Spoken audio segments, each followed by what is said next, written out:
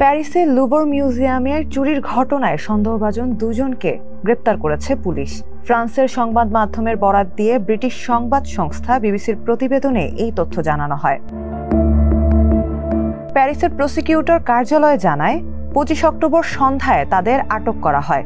এদের মধ্যে Charles de Gaulle বিমানবন্দর থেকে বিমানে ওঠার প্রস্তুতির সময় একজনকে আটক করা হয়েছে। অন্যজন মালিতে যাওয়ার চেষ্টা করছিল বলে ধারণা করা হয়।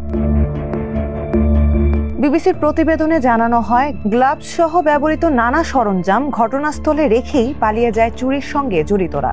সেগুলো থেকে শনাক্ত ডিএনএর সাহায্যে সন্দেহভাজনদের আটকে অভিযান পরিচালনা করছে ফ্রান্স পুলিশ।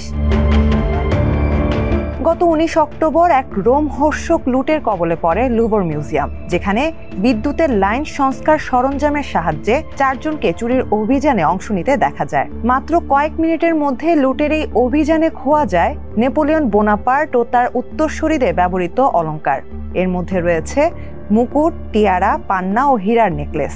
3 দিনের মাথায় চুরি যাওয়া অলংকারের আনুমানিক মূল্য তালিকা প্রকাশ করেছে ফরাসি প্রসিকিউটর। তাদের হিসাবে মাত্র 4 মিনিটের ভয়াবহ চুরিতে প্রায় 88 মিলিয়ন ইউরো বা $102 মিলিয়ন ঐতিহাসিক সম্পদ হারিয়েছে Louvre museum.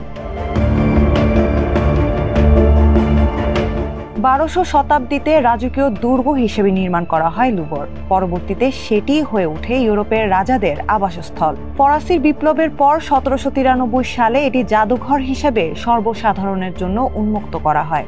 Mona Lisa, venous the মাইলো এর মতো বিশ্ববিখ্যাত শিল্পকর্ম, রাজকীয় অলংকার ও রত্নভাণ্ডার সংরক্ষিত এখানে।